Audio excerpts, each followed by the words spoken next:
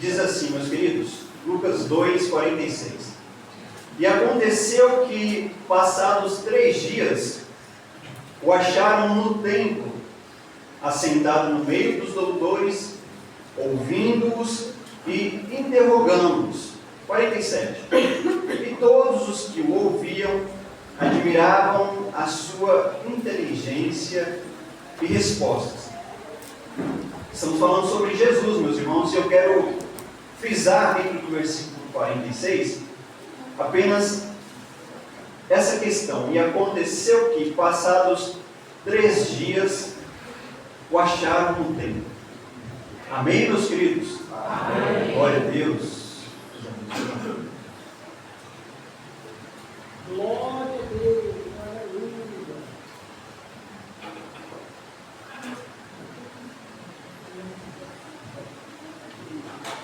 Meus irmãos, a pergunta que eu logo coloquei aqui, eu quero estar fazendo para toda a igreja é: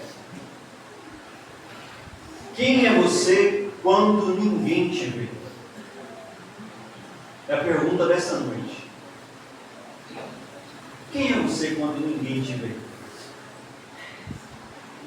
Quando você está sozinho, quem é você? Quando está fora do alcance dos olhos das pessoas, o que você faz? O que você pratica? O que você assiste? Quais atitudes você tem tido? Porque uma coisa é quando estamos aqui entre os santos, uma coisa é quando eu estou talvez dentro da minha casa, para uns, para outros isso às vezes não importa. Como que é? Ah não, na frente dos irmãos eu preciso ser assim, para que eu não fique com vergonha. Ah, eu estou diante dos ímpios. Ah, não tem problema, não tem crente aqui, então eles não vão se importar eu agir como eles. E veio, quando eu fiz essa pergunta, eu estava em casa e essa pergunta veio ao meu coração: quem é você quando ninguém te vê? Eu estava exatamente sozinho, pensando, refletindo, veio essa pergunta ao meu coração. E veio esse texto de Jesus. Poderíamos falar de vários detalhes a respeito de Jesus aqui, e talvez o texto se engajasse mais se estivéssemos talvez tratando sobre crianças, porque estamos falando de Jesus aqui quando ele estava com os seus 12 anos de idade. Mas aqui não é apenas para crianças, como para homens e mulheres, anciãos, cada um de nós, é para a igreja do Senhor Jesus. Então, como igreja do Senhor, de forma individual, cada um de nós, aonde nós estamos, na nossa casa, no nosso trabalho, na rua, qual é o nosso comportamento, o que estamos fazendo? E foi assim que Jesus foi encontrado por seus pais quando ele estava longe da sua visão, da visão dos seus pais. Como de costume, eles subiam a Jerusalém todo ano para a festa da Páscoa. Todos os anos isso era feito. E em um desses anos, José e Maria sobem com Jesus, o seu filho, a Jerusalém, como de costume, para participar da festa da Páscoa. Relembrar a saída do êxodo do Egito. Relembrar os feitos do Senhor para o povo de Israel. E assim era festejado, era relembrado. Os mais novos ali perguntavam aos mais velhos como que era, o que aconteceu. E os mais velhos contavam toda a história. Povo na peregrinação, povo no Egito, como Deus usou por meio de Moisés para libertar o povo das mãos de Faraó, como foi peregrinar por todo o deserto, quanto tempo que foi toda essa peregrinação. Falou sobre as gerações que lá permaneceu, as que passaram e as novas que vieram, e assim a história se contou. Passados-se os dias, dessa festa da Páscoa, agora cada um se reúne para voltar para a Páscoa, para casa, perdão. E eles costumavam andar ali em uma multidão de pessoas. Havia-se o costume de as mulheres caminharem com os filhos à frente, os homens mais atrás. E talvez por conta disso, ao retorno para casa, não tenha percebido ali a ausência de Jesus, porque talvez Maria pensou, Jesus deve estar com José. Ou talvez José pense, ele deve estar com Maria.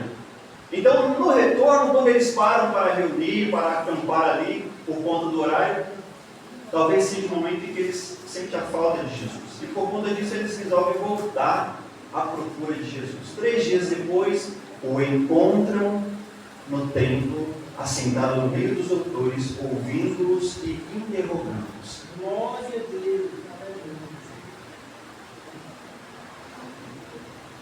E se o encontrasse de outra forma? Estamos falando de Jesus, mas se estivéssemos falando de outra pessoa, como esses pais o encontrariam?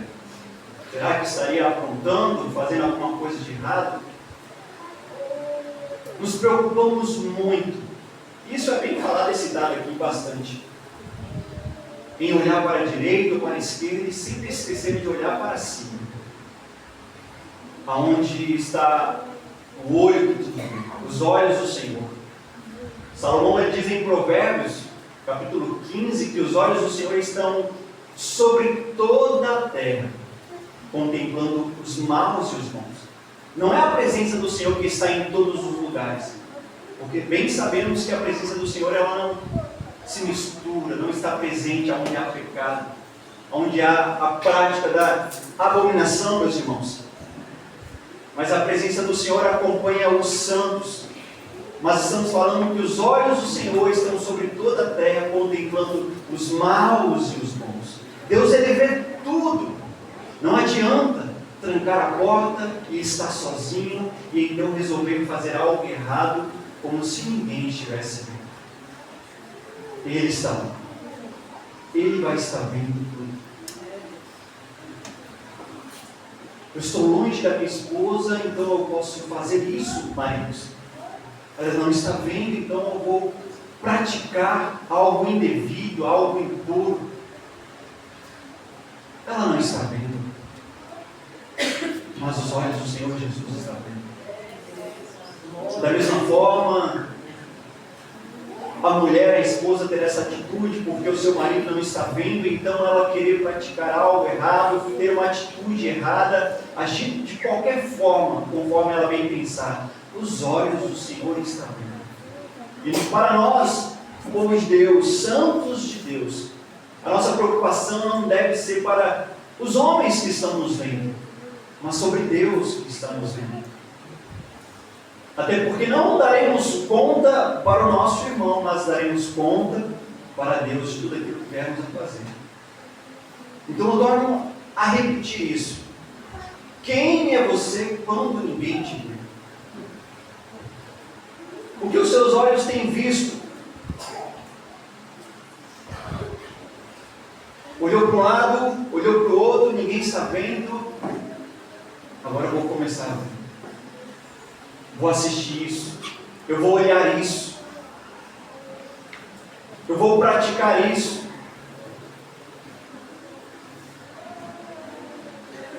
Muitas pessoas vivem presas a um pecado e têm adotado esse pecado como algo de estimação.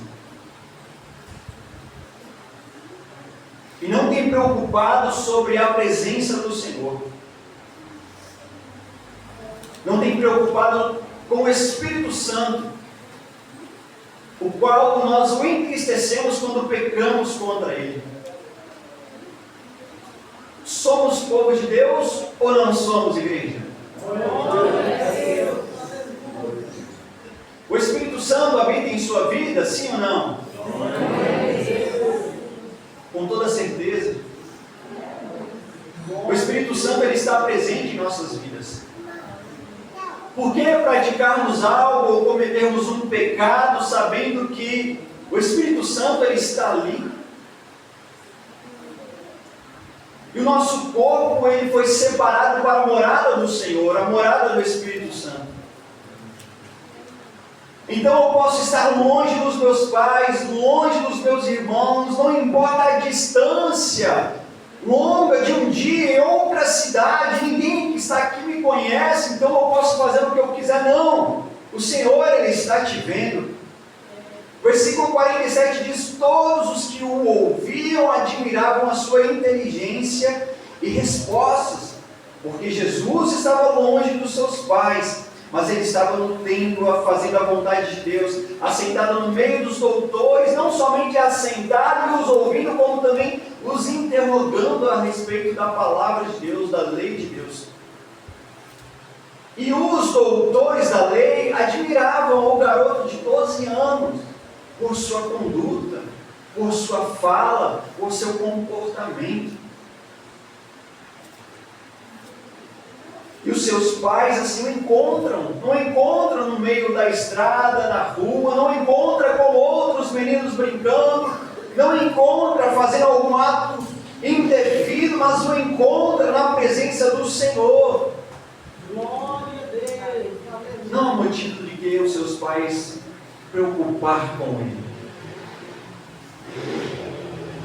E se formos folhear toda a palavra do Senhor, meus irmãos, vamos encontrar muitos e muitos exemplos, mas eu separei alguns para que assim possamos também compreender.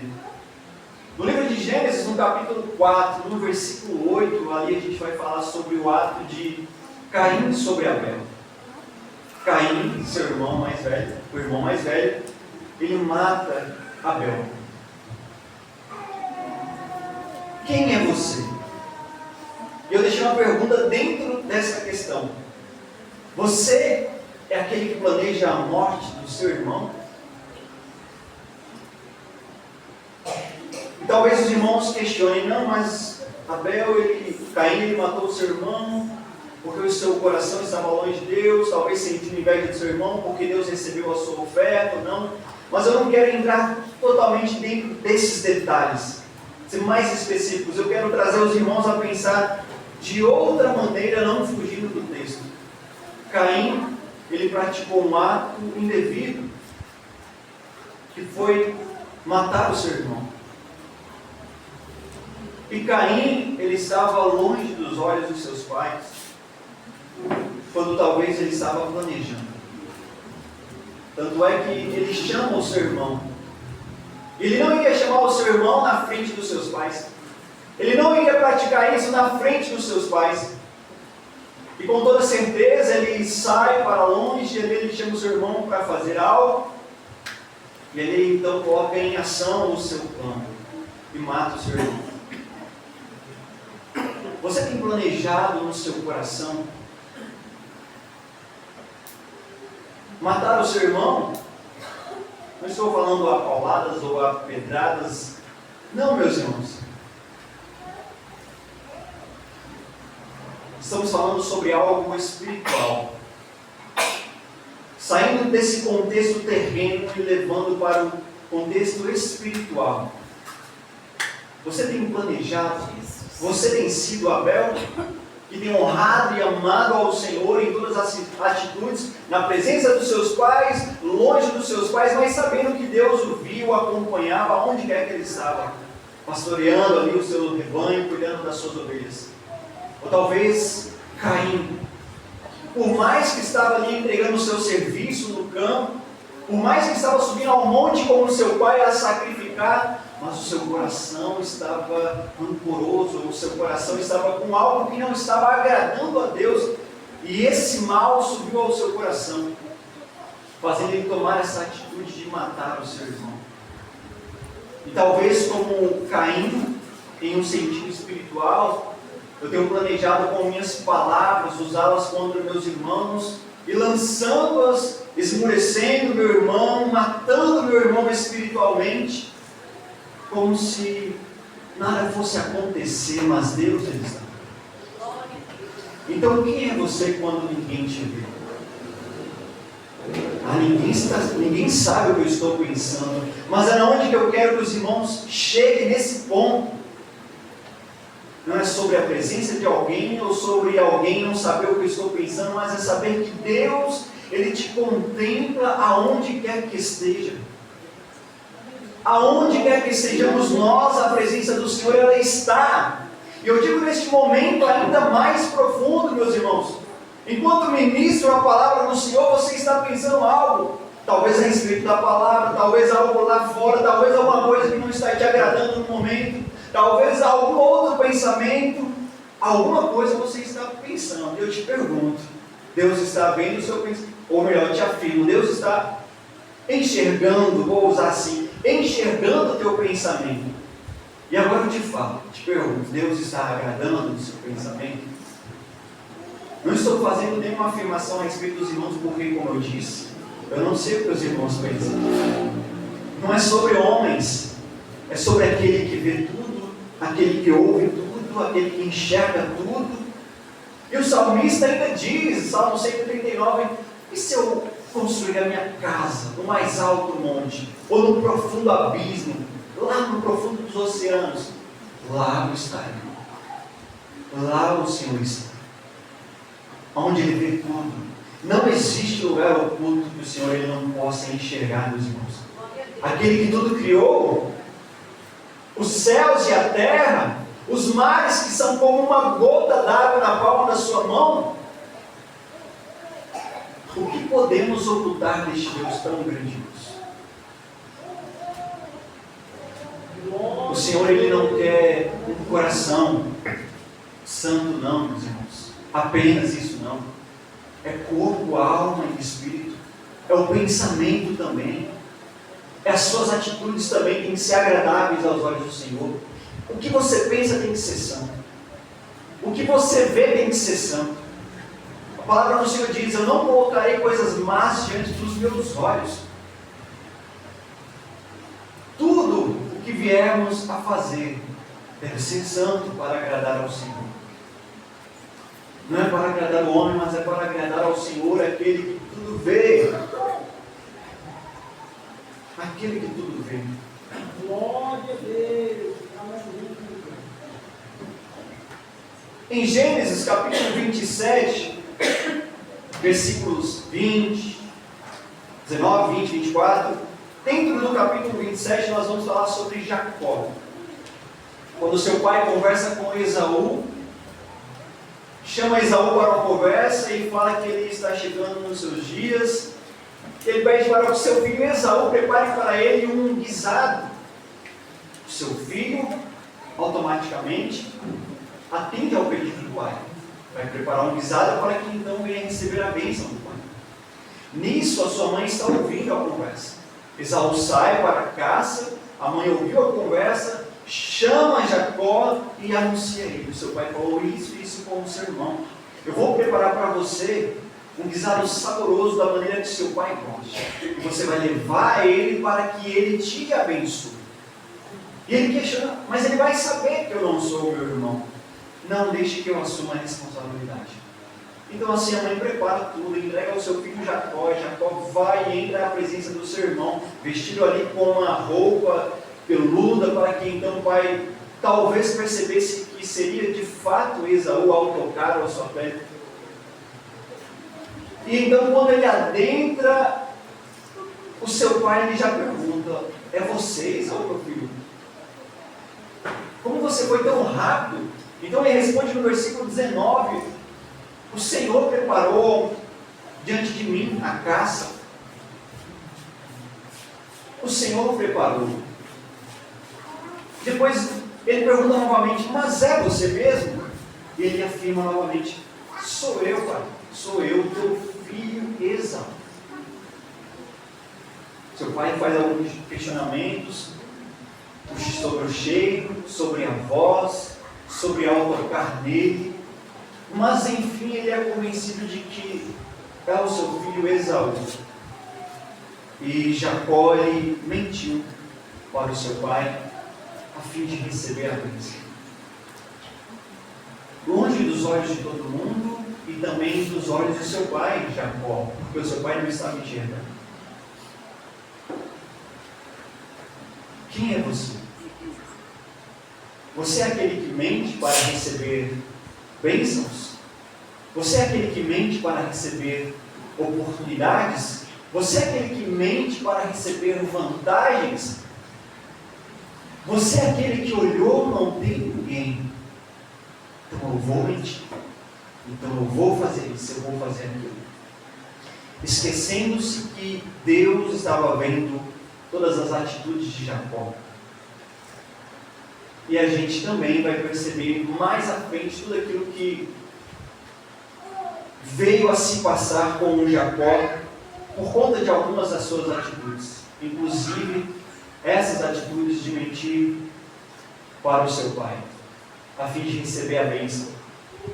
Seu irmão Esaú volta, ansioso em prol de receber a sua bênção, quando então ele percebe que o seu pai já havia abençoado o seu irmão. E o seu pai se entristece demais com a atitude de Jacó, só que agora não havia mais jeito, não havia mais bênção para Jacó. E aquilo sobe no coração do seu irmão Esaú. Um rancor, uma raiva profunda, que se leva tempo para que aquilo viesse a ser desfeito.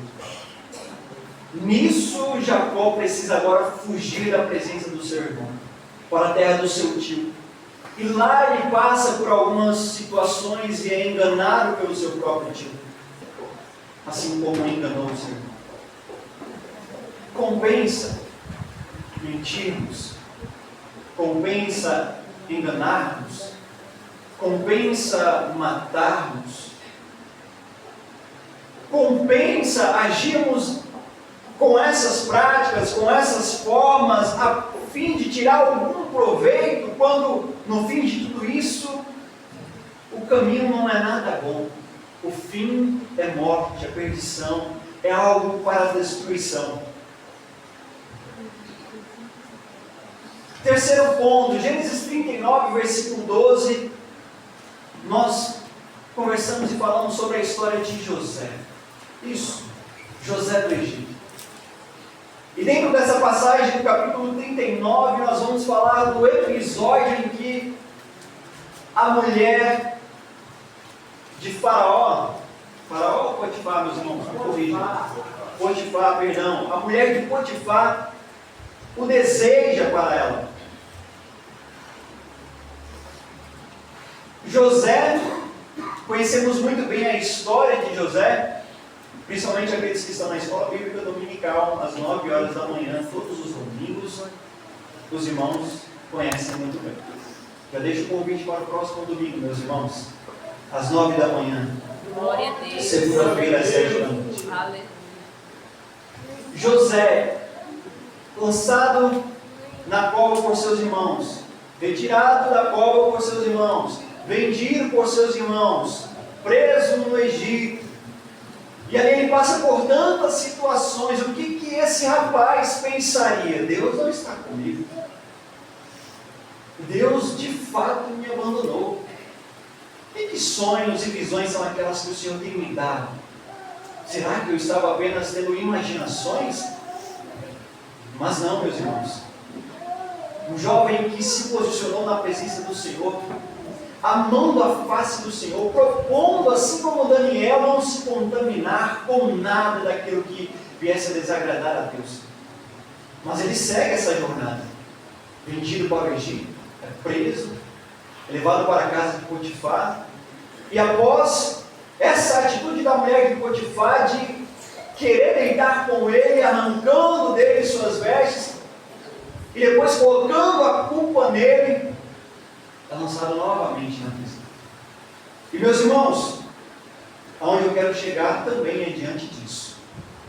José estava sozinho, longe dos olhos de todos, apenas com a mulher de Potifar. O que ele poderia pensar? Estava tudo certo, tudo pronto, tudo no jeito para ele praticar o que aquela mulher queria. Os seus servos haviam saído, porque a mulher obviamente havia pedido para que eles viessem se retirar, para que então ela viesse ter aquela atitude. E ele poderia ter praticado aquilo que não viesse agradar a Deus, desagradar ao seu senhor, Potifar, e principalmente a Deus. Mas ele entendeu que não estava a presença de Potifar, não estava a presença dos seus servos, não estava a presença de nenhum homem sobre ali, mas a presença do Todo-Poderoso que o guardou e estava com ele até aquele momento. Ali estava. E ele imediatamente sai correndo. No versículo 12 diz que as vestes ficou nas mãos daquela mulher. E ela usa daquilo para prejudicar. Mas não tem problema. Porque a história se contornou. Aquilo que parecia talvez o fim mais uma vez para José, mais uma vez o Senhor o honra. Porque diante dos olhos das pessoas, José continuou honrando ao Senhor. Dentro da prisão, Deus não está aqui, ninguém me ama, ninguém me quer, então eu vou fazer o que eu quiser. Eu vou reclamar, murmurar, mas ele estava ciente de que a presença do Senhor ali estava com ele. Na cova, na prisão, em toda a jornada, ele entendeu que a presença do Senhor estava com ele, porque ele ouviu o seu pai falar sobre o Deus de Abraão, o Deus de Isaac e de Jacó. Aleluia. O Deus Todo-Poderoso. E dessa vez eu quero levar os irmãos ao texto, para mim repetir de fato a fala de Josué no capítulo 13 de Números.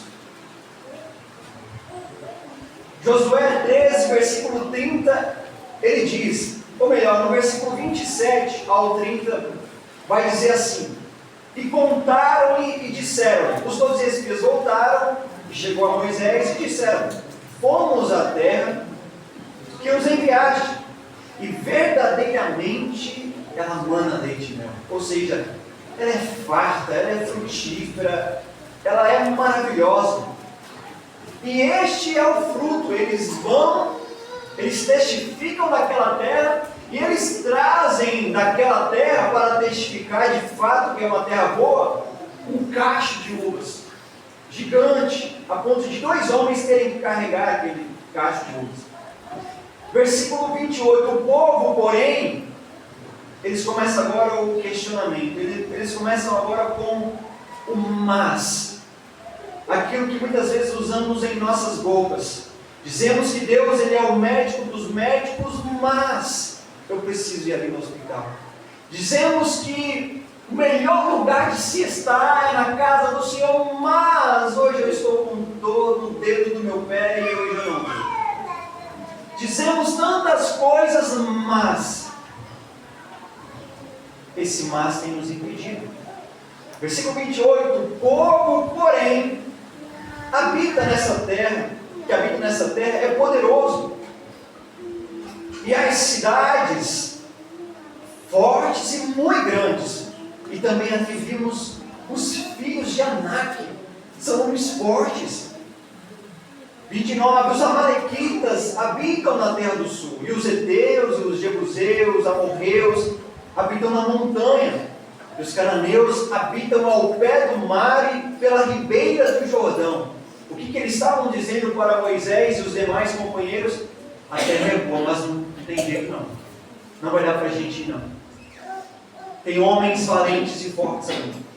Homens para todo lado. Se a gente quiser ir pelas montanhas, tem homens ali. Se quisermos irmos pelo vale ou por baixo ou por outros caminhos, em tudo eles colocaram empecilhos e dificuldades para por fim desistir. Não vamos, não tem como.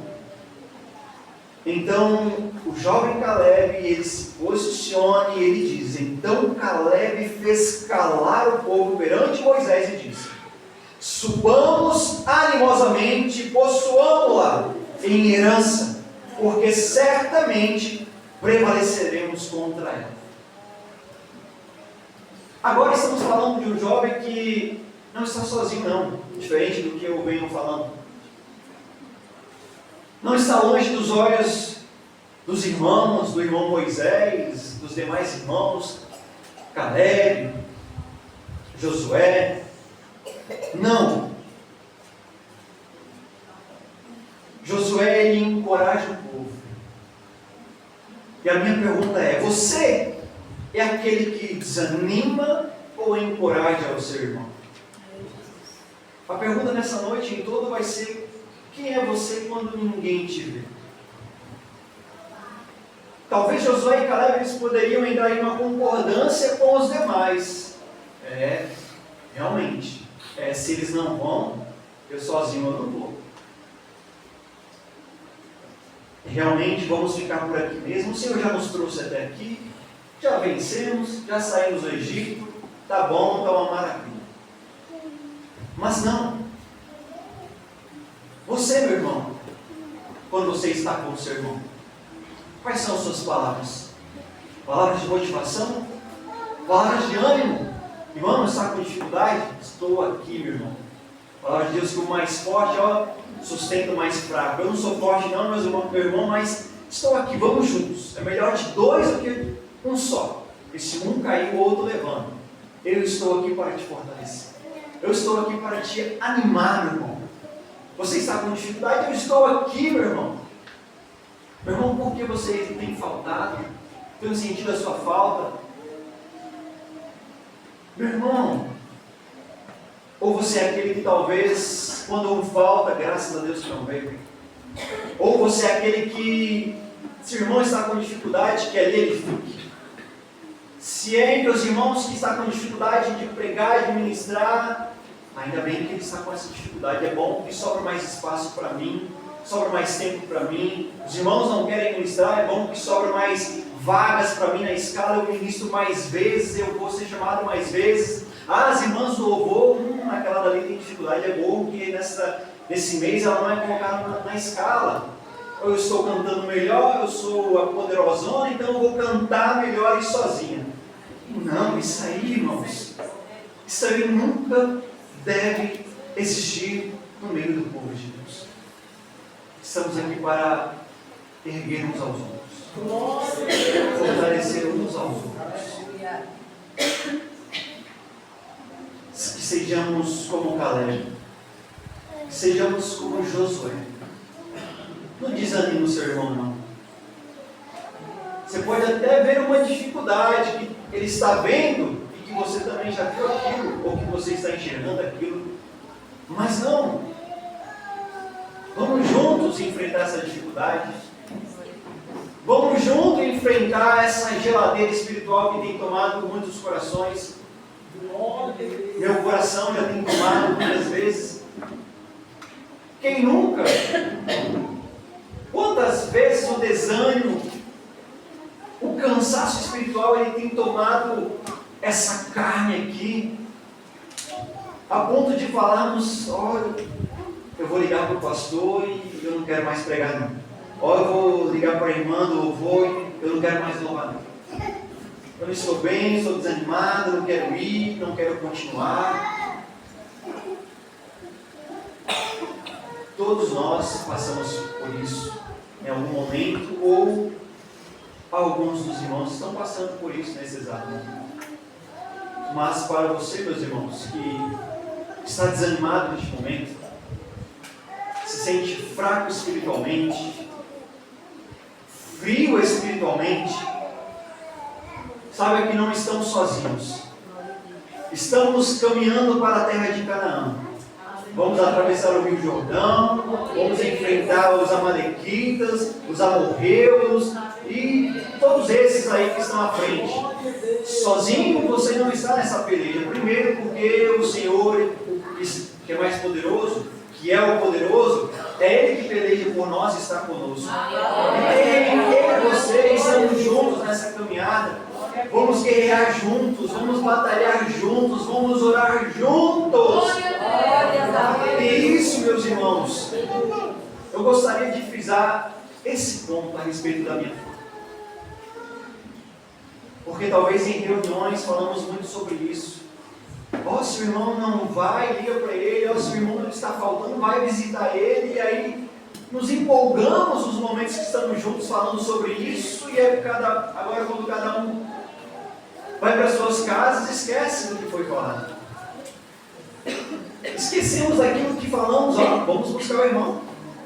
Vamos fortalecer o irmão. Vamos ligar para o irmão. Vamos fazer isso de verdade, meus irmãos.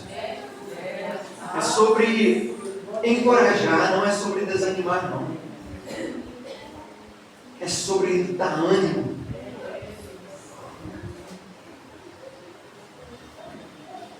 Você está pronto para isso?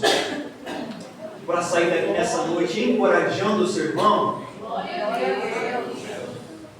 Vocês que são uns mais íntimos e talvez uns mais próximos dos outros aí. Cada um dos irmãos sabe aí quem é mais chegado, quem é mais próximo. Você sabe muito bem como está o seu irmão. Você sabe muito bem se ele está bem espiritualmente, se ele tem sido frequente. Você sabe muito bem se ele está desanimado, se ele está frio, se ele está abatido. Se você realmente ama o seu irmão e conhece o seu irmão, você vai saber das dificuldades do seu irmão. Você vai se preocupar com o seu irmão. Não custa nada pegar o bendito celular, deixar o Instagram e tantas outras coisas de lado e abrir no WhatsApp e lembrar do nome do irmão e dizer: tudo bem, meu irmão, como é que está? Isso não vai arrancar os dedos de ninguém. Isso não vai desanimar ninguém.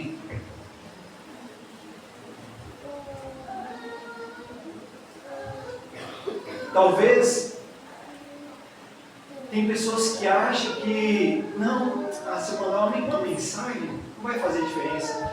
Meus irmãos, uma mensagem faz muita diferença. Muita diferença.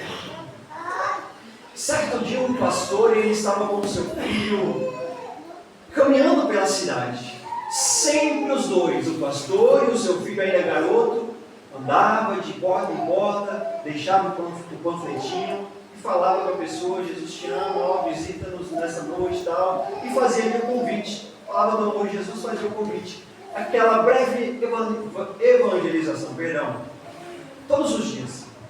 Até que um certo dia o pai, ele adoece. Não é uma história não, viu, irmãos? É um fato verídico. O pai adoece e o filho se preocupa: pai, o senhor não vai hoje? Não, filho, porque eu sou doente. Pai, então eu vou sozinho. Tem certeza, filho? Eu vou, pai, sozinho. Então ele faz o mesmo processo que aprendeu com seu pai, de ir de casa em casa e deixar o panfletinho. Até que ele chega em uma casa e ele bate e ninguém abre, ele insiste em bater e ninguém abre, ele continua batendo e ninguém abre. Por fim, ele se cansa, entre aspas, mas deixa o seu panfletinho. Não pôde falar com quem estava lá, talvez tinha saído, mas ele deixou o seu panfletinho. Naquela noite, o pastor ele começa a ministrar a palavra e falando sobre Jesus Cristo, o amor de Jesus, de que Jesus quer salvar, restaurar, dar vida a pessoas. E ele foi ministrando de uma forma graciosa, por meio do Espírito Santo, e que uma vida logo se levanta lá atrás. Em pranto, chorando, entregando sua vida a Jesus. E ela diz assim: neste dia eu estava prestes a tirar a minha vida. Neste dia eu me preparei dentro da minha casa, amarrei uma corda sobre, como é que chama a madeira? Telhado? A viga, a ripa, o caibo, uma linha, uma madeira, enfim. E aí, glória. Aí essa vida, ela amarra uma corda ali, coloca a sua cadeira e ela ouve o som da porta batendo. E começa batendo e ela vai para abrir, mas ela decide: não vou fazer isso. Para ela não havia mais jeito. Ninguém se importava mais com ela. Morava sozinha, ninguém ligava para ela. Quando foi que uma pessoa havia visitado-a, porque ninguém se importava com ela, então ela decide tirar a sua vida. Ela sobe na cadeira, coloca a corda no seu pescoço e a batida foi uma batida, ela ouve, mas não dá importância. E ela ouve a segunda batida e essa batida ela persiste. E o menino apenas iria bater uma ou duas vezes, mas ele persistiu ao bater, ao bater, ao bater, ao bater. Não custa nada você bater. Não custa nada você insistir. É pro bem? Insista. Pro mal, caia fora. Nem insista, nem faça, nem pense, nem planeje. E essa vida, ela testemunha naquele ponto. Eu estava com a corda no meu pescoço para tirar a vida e alguém insistiu demais, batendo. Quando eu decido descer a cadeira, ir à porta para abrir, não tinha mais ninguém, eu apenas vejo um panfletinho no chão, falando quanto Jesus me amava, e eu estou aqui nesta noite para entregar minha vida ao Senhor. E o pai compreendeu que o seu filho havia passado por ali. O pai não foi, mas o filho, enviado pelo Espírito Santo, foi a uma alma. Talvez uma pequena mensagem, meus irmãos, livra uma vida da morte. Não ignore isso. Não ignore em falar, meu irmão, eu te amo, viu? Meu irmão, estamos juntos nessa caminhada. Meu irmão, você não está sozinho, não. Meu irmão, conte comigo. Vamos lado a lado, braços dados nessa caminhada, meu irmão. Glória a Deus, aleluia, Jesus. O único que não quer andar de braços dados conosco, meus irmãos, e nunca vai andar, é o inimigo. Glória a Deus. Mas eu e você, o nosso objetivo é ir juntos para Canaã. O Senhor ele te chama para fortalecer a fé do seu irmão, juntos caminhando. Glória a Deus. Então seja aquele que encoraja, em nome de Jesus. Glória a Deus. Louvado seja Deus. Aleluia.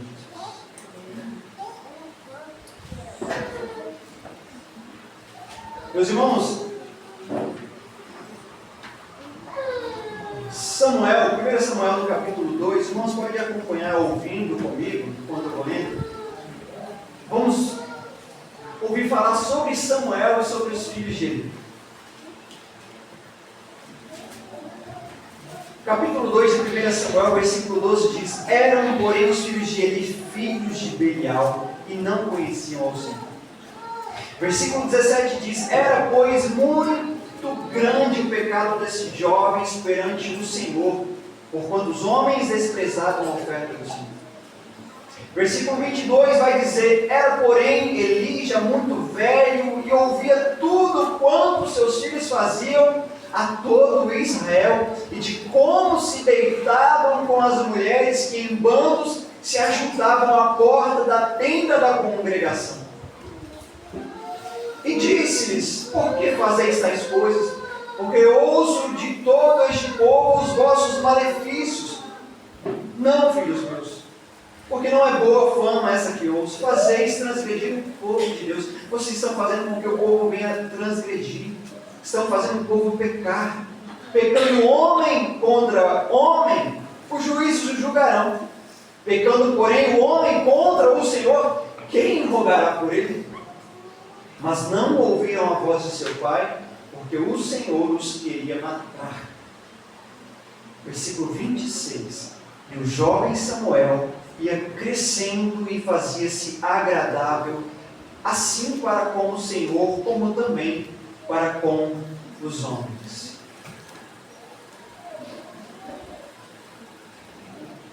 As jovens e a um jovem.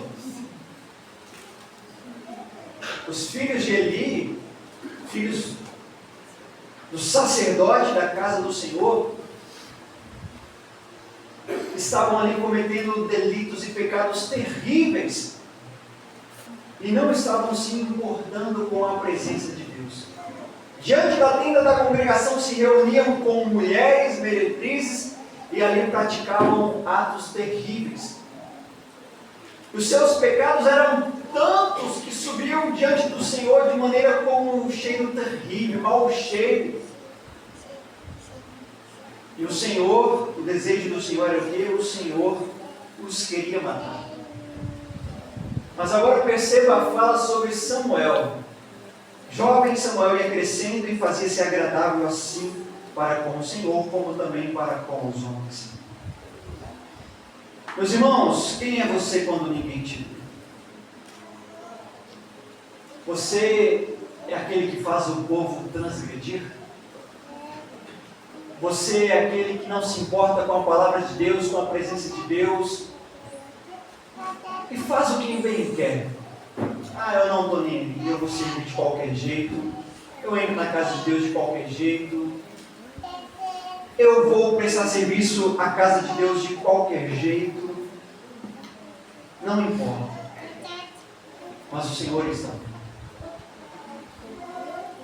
Você, o mais forte da casa do Senhor, aquele que deve suportar as fraquezas dos mais fracos, aquele que deve andar e levantar o seu irmão, como eu disse a respeito de Josué, você é aquele que tem encorajado o seu irmão? Você é aquele que tem agido como Samuel, que assim como os filhos de Eli que têm crescido na casa do Senhor, Samuel também cresceu na casa do Senhor. Samuel poderia ter pego os maus exemplos dos filhos de Eli e assim andado naquelas práticas. Se os filhos dele podem, então eu também posso. Será que é sobre isso? Será que é bem assim que funciona na casa de Deus? Se fulano que é o pastor, se fulano que é o presbítero, se fulano que é o evangelista, se fulano que é o líder, a líder, se fulano que é isso e aquilo, pode, então eu também posso. Não. Se fulano ou ciclano está fazendo assim errado, deixa que o Senhor o corrija. Os filhos de Eli estavam fazendo tudo errado.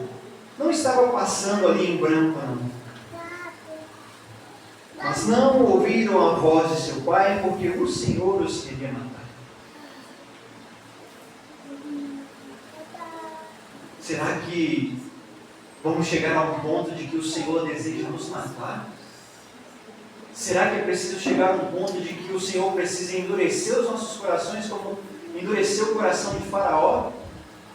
Será que é preciso esse tipo de atitude da parte de Deus? Ou podemos nos quebrantar diante da presença do Senhor e ser aqueles que agradam aos olhos do Senhor? Diante das pessoas, longe das pessoas, em outra cidade, em outro país, não importa o lugar, não importa onde estejamos.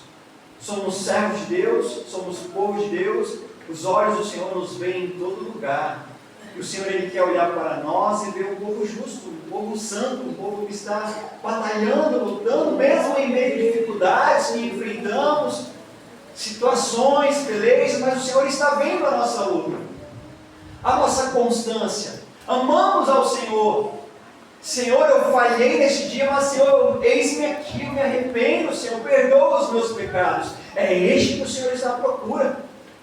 Não é daquele que pecou, só foi hoje, não tem problema.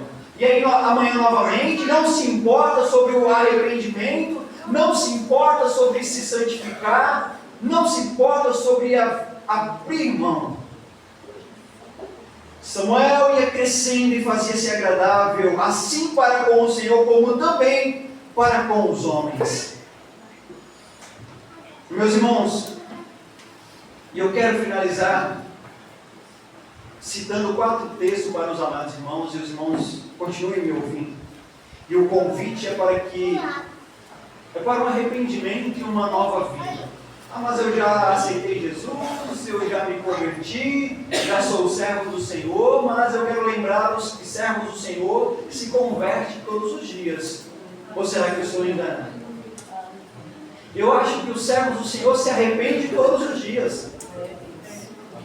É todos os dias aos pés de Jesus. Não acordamos santos e dormimos santos, não, meus irmãos.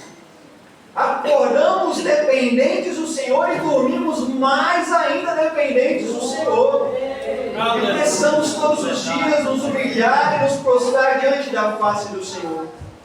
E em Marcos 8, versículo 34, o convite é: quer vir, quer me seguir, tome a sua cruz.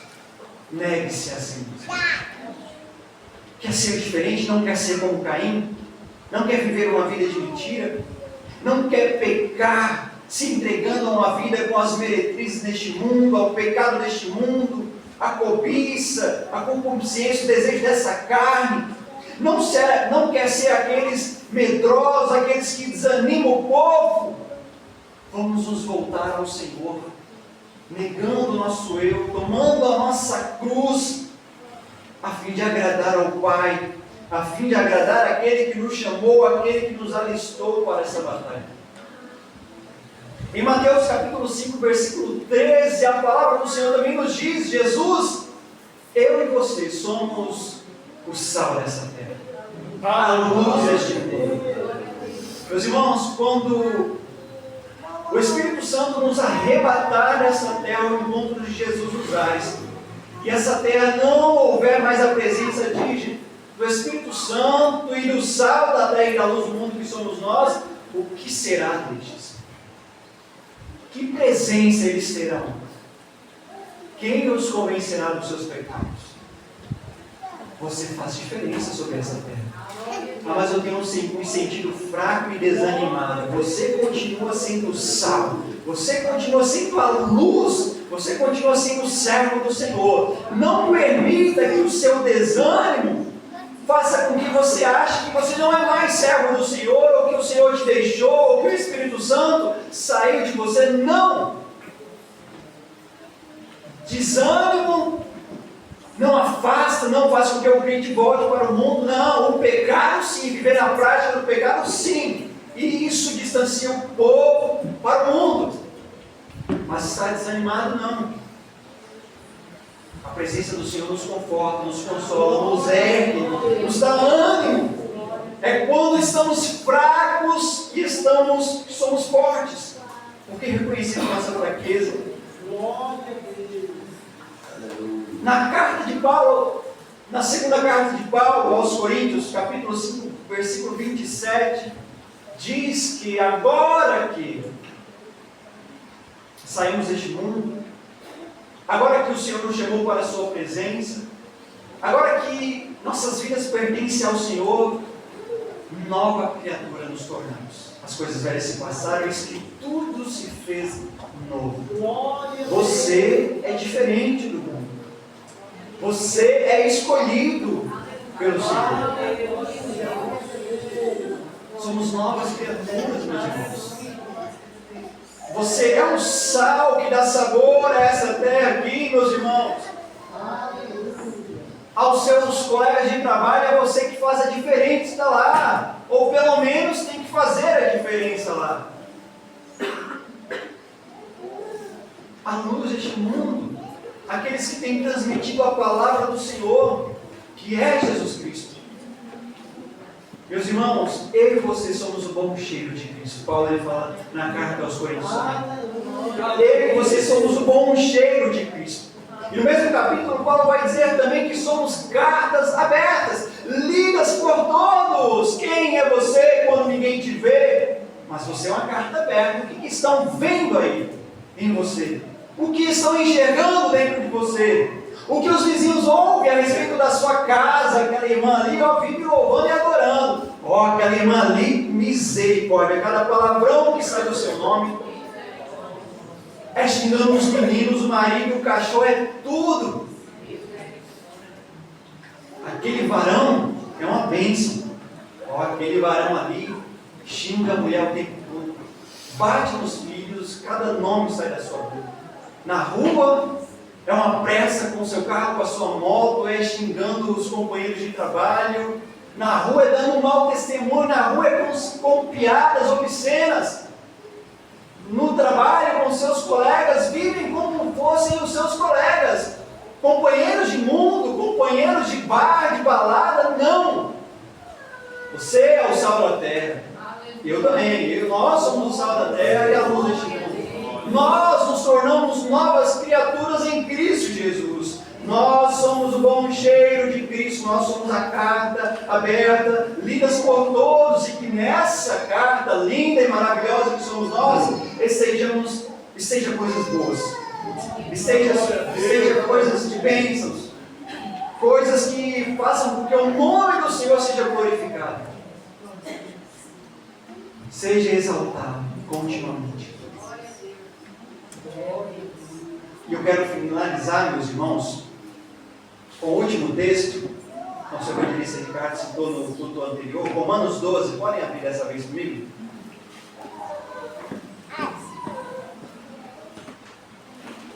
Glória a Deus. Glória a Deus.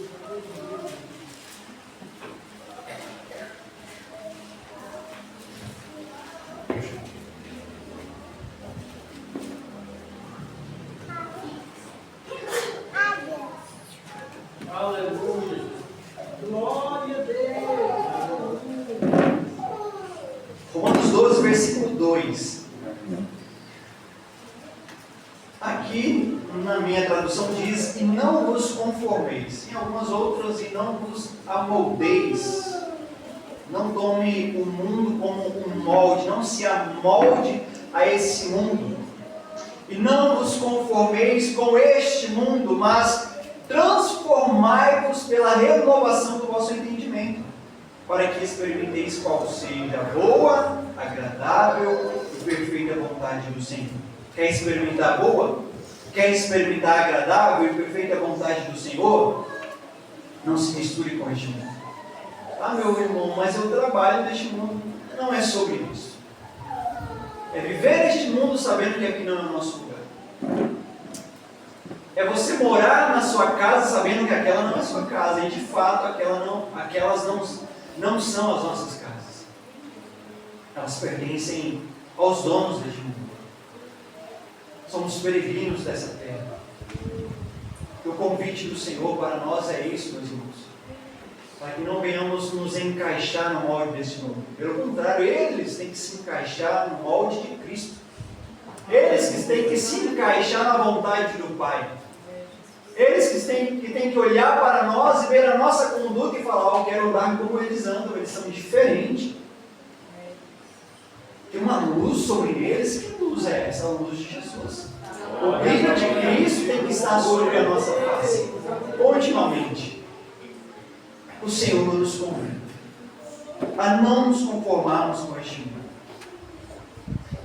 E em Efésios diz: não vos embriagueis com vinho, em que há contenda, mas enchei-vos do Espírito Santo do Senhor. É encher da presença de Deus. Glória a Deus. Seja cheio da presença do Senhor nessa noite. Busque a face do Senhor continuamente para agradar ao Senhor, sabendo que Ele está te vendo dentro da sua casa, na hora que você está tomando banho, na hora que você está sozinho, na hora que você está lavando, limpando sua casa, na hora que você está no seu trabalho, em qualquer lugar, meus irmãos. Precisamos nos preocupar com isso. Glória a Deus. Nos preocupamos tanto sobre o homem estar nos vendo e esquecemos de Deus. Isso é um defeito muito grave de cada um de nós. Porque temos medo do que o homem vai falar. Claro que não devemos. Claro que devemos nos preocupar sobre isso. Peraí, eu preciso dar bom exemplo, porque os outros estão me vendo. Com certeza. Mas é se preocupar sobre aquele que tem te chamado para herdar a vida eterna. Glória a Deus. Porque ser crente na igreja é fácil, ser crente dentro da igreja é fácil, mas é ser crente na rua, ser crente no trabalho, aonde não tem ninguém que é crente, só está você lá, como é que você age e se comporta? Meus irmãos, a epístola de João, a sua primeira epístola, ele vai dizer que aquele que despreza ou aquele que não ama o seu irmão é homicida. E essa é uma palavra muito forte, porque está dizendo que se eu não amo meu irmão, estou desprezando meu irmão, estou desprezando aquele que é a imagem e semelhança de Cristo, estou desprezando aquele que é filho de Deus. Se eu não amo, eu desprezo o meu irmão, eu estou matando o meu irmão espiritualmente. E isso é um homicida, e os homicidas não herdam o reino dos céus. Então, não é ter a prática do que Caim teve, mas é muitas vezes palavras lançadas, para derrubar, desanimar, destruir os irmãos, matando os irmãos.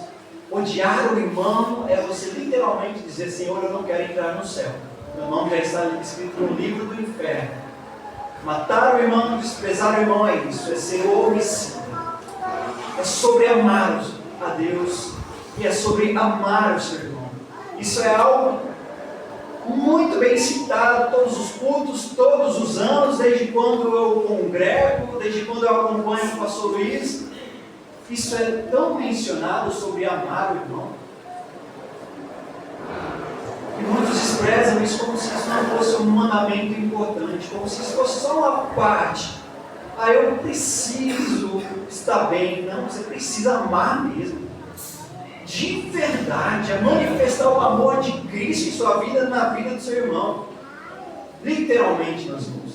Assim como Cristo amou a igreja, a ponto de se doar e entregar sua vida à igreja, devemos amar os nossos irmãos. Esse mandamento é feito do marido para com a sua esposa, mas é também cada um de nós, uns para com os outros. Amarmos, nos doarmos, amar sem ser amado, dar sem esperar nada em troca, perdoar sem ser perdoado. É não esperar nada de ninguém, é apenas a recompensa que vem do alto, do Senhor Jesus. Quer entrar nos céus? Vamos amar nossos irmãos, amar a palavra do Senhor e fazer e viver a sua vontade. Não nos amoldar a este mundo, mas viver de uma forma a ponto de experimentarmos a boa, agradável e perfeita vontade do Senhor. Que Deus abençoe toda a igreja no nome de Jesus.